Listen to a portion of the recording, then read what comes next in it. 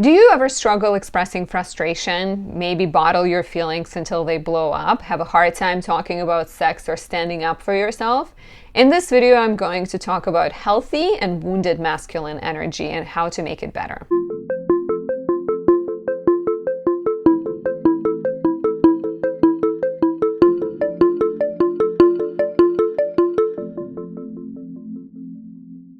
My name is Anastasia. I'm a traditional Western astrologer specializing in natal, relationship, and predictive readings. If you enjoy my work, please take a few seconds to leave me a like, a comment, subscribe, and press that notification bell. You can also watch more of my content. All of that brings audience my way, encourages me to make more videos, right? So it's a win-win. And you can say thank you by buying me a tea or a coffee. Thank you for taking advantage of that option.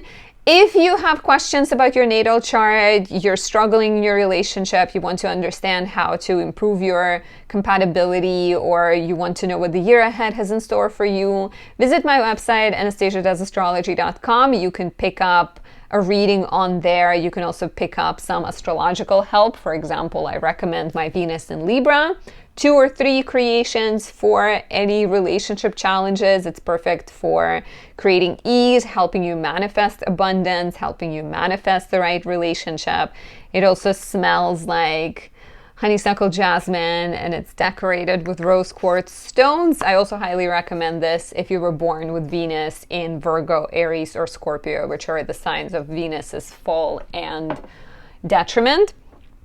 And my Mars candles can be actually great tools for learning to stand up for yourself, expressing courage, specifically exalted Mars and Mars Cazimi. This is Mars in Capricorn, this is Mars in Scorpio. It can help you find courage, it can help you stand up for yourself, it can help you start projects and finish them, bring them to completion, as well as discover that inner warrior within, which is the energy we all need whenever we need to take action, ask for a promotion, or reach our fitness goals. These candles can be perfect for that. I also have oils for that, so oils can be easier to rub on your wrists.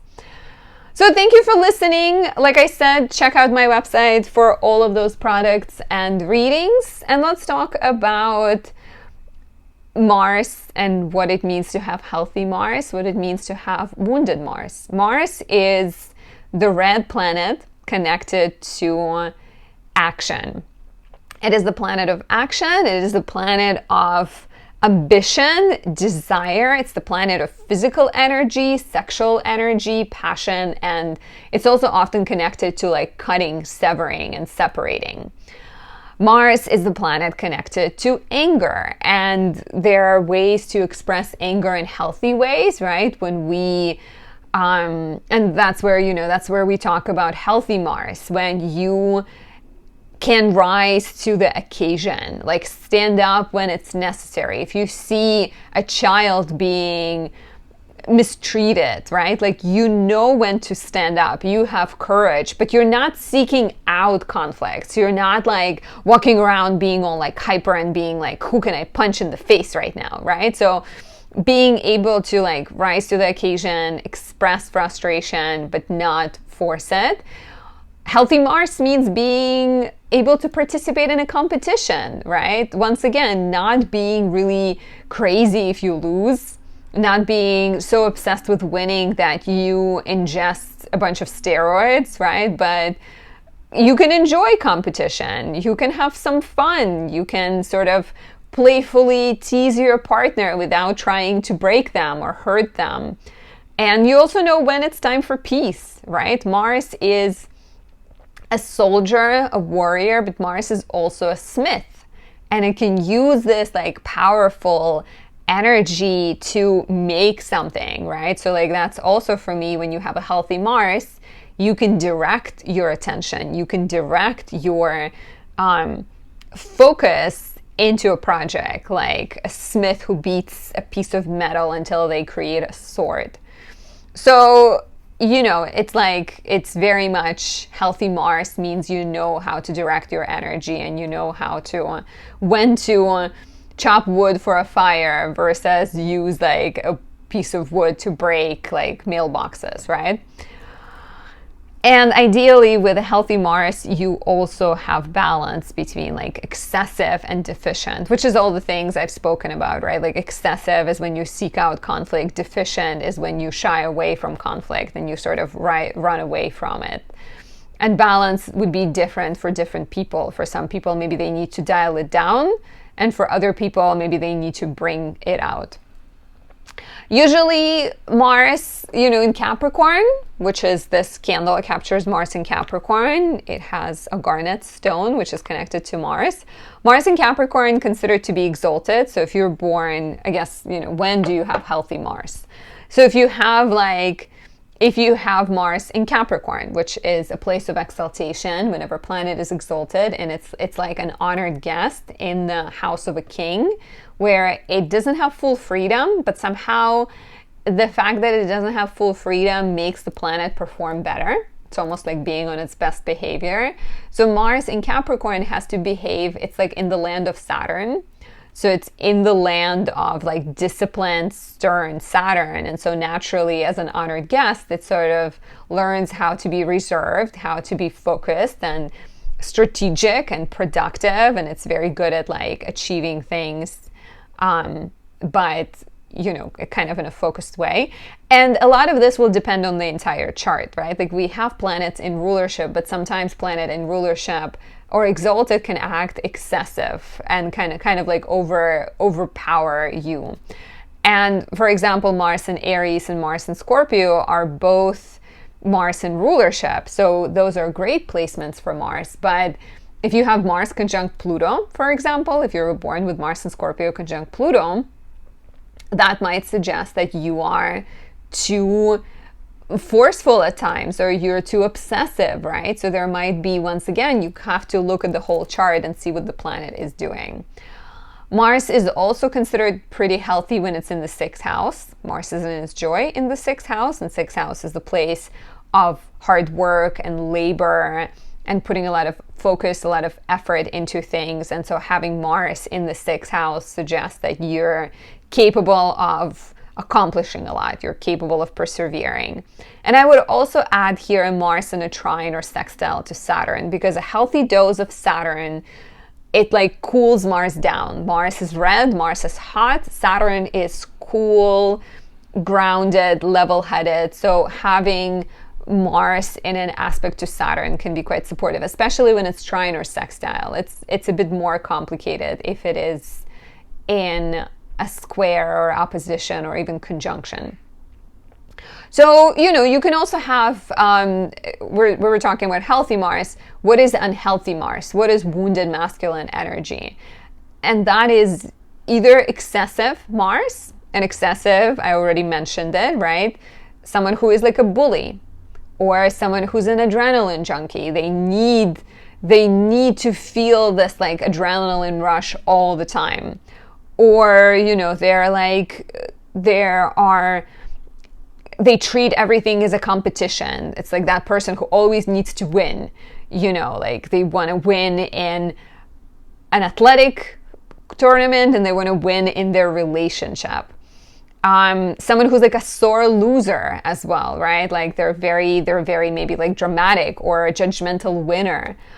They have a lot of anger. They might be kind of like, they might like jump to anger really fast. Their like response to things not going their way is just immediately frustration. And physically, you might also notice someone with an excessive Mars having like really big muscles. It's like sort of like a steroid muscles, not like healthy, fit body, right?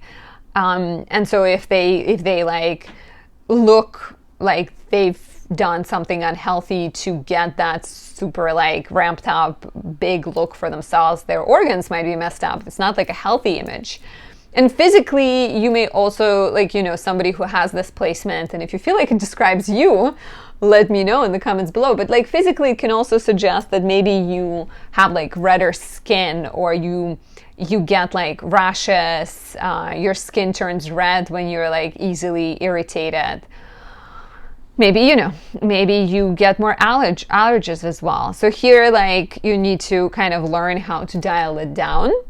And then if you have a deficient Mars, And it's interesting, yeah, okay, we'll I'll pause for a second. But if you have a deficient Mars, right, this might be someone who is quite different from the excessive. They avoid conflict.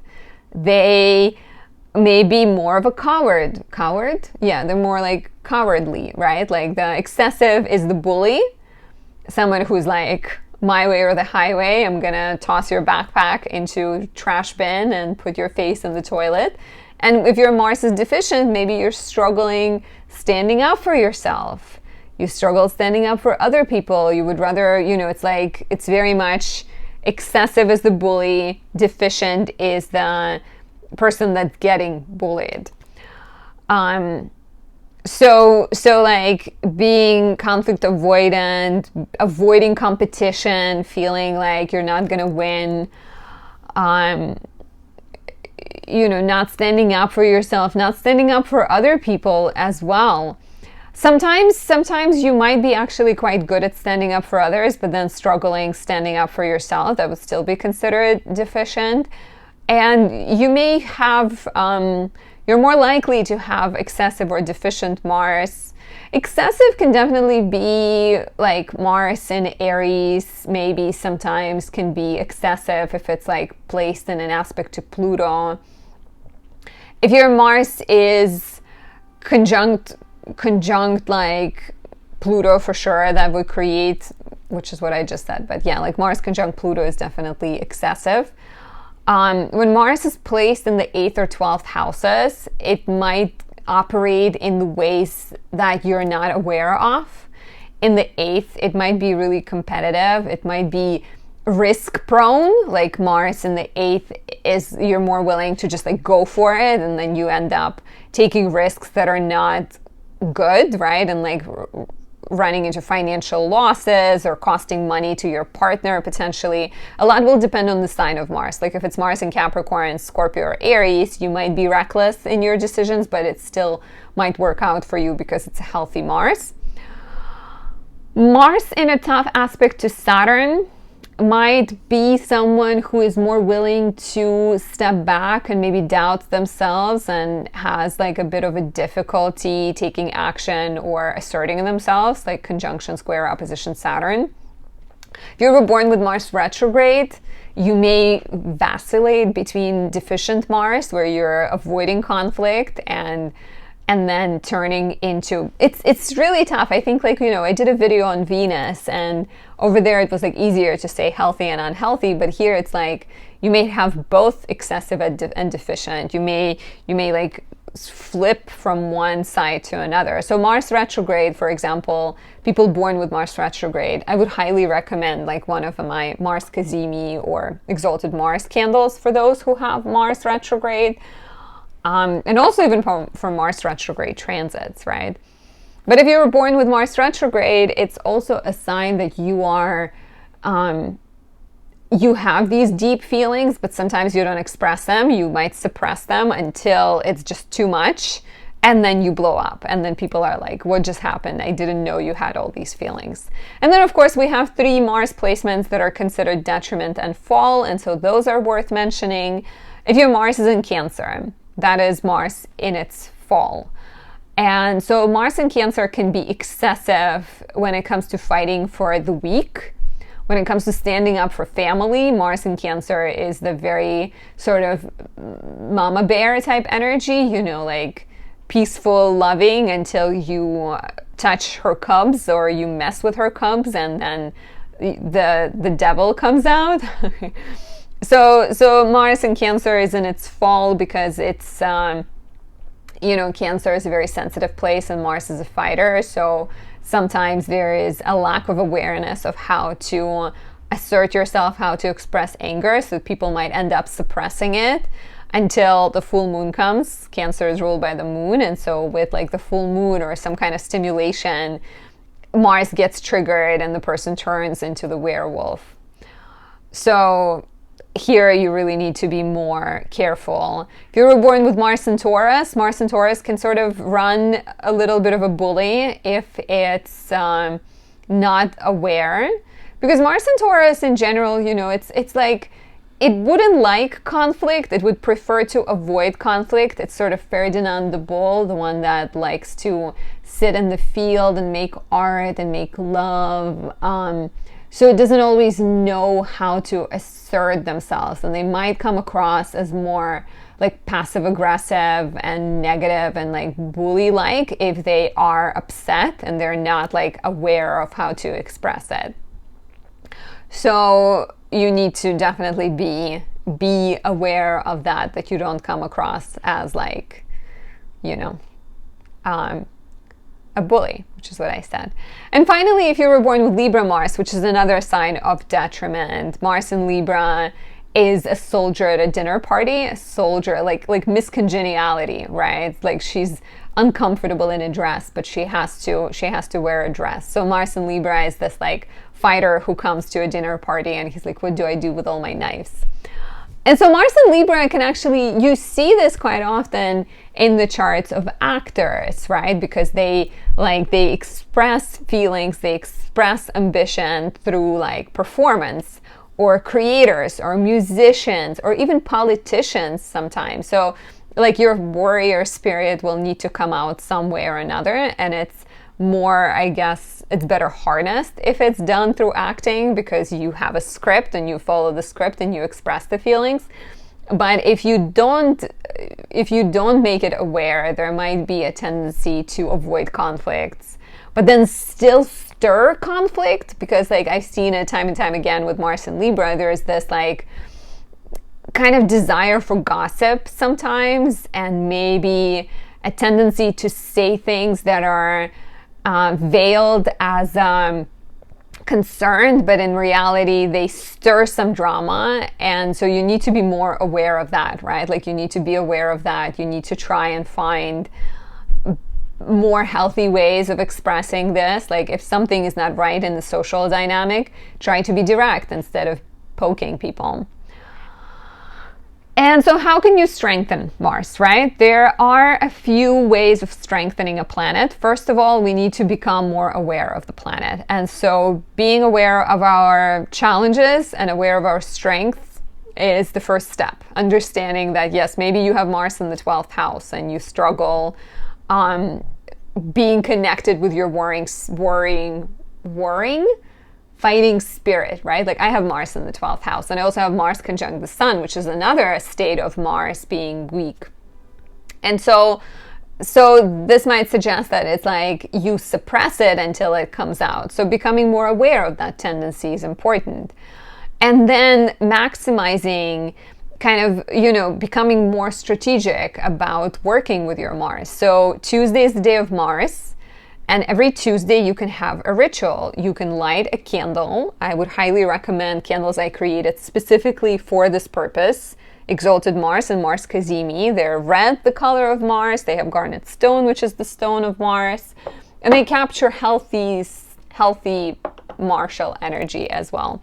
So every Tuesday, light a candle, read a prayer to Mars. You can look up planetary prayers for Mars online, or you can write your own, and the purpose of the prayer is asking the planet for guidance and support and honoring the planet. And then you can do martial things, right? The first and foremost I always recommend my clients is doing physical exercise, especially martial arts, because if your Mars is deficient or it's excessive, you need to learn how to direct it, how to do so, how to follow the rules first, right? Before you can start breaking the rules or coloring outside the rules.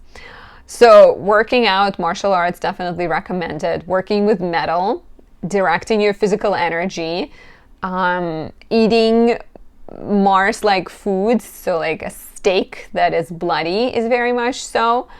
And you can wear red, you can wear jewelry that is sort of red in color, especially, garnet, bloodstone, jasper, hematite are stones connected to Mars. And another way of working with the planet is volunteering your time for like martial type matters. So helping veterans, helping military families, building things with your hands, right? Working with medals as well if there's a charity like that. So all of those things can be quite helpful. Please share with me what you think. Do you feel like you have issues with Mars? Do you already do things that can make you feel better? And let me know your astrological placements you think. What is the most challenging when it comes to standing up for yourself, or expressing anger, or being sort of direct in terms of pleasure in the bedroom, because that can also be a sign of a deficient Mars. I hope you're enjoying these videos, and I'll talk to you soon. Bye.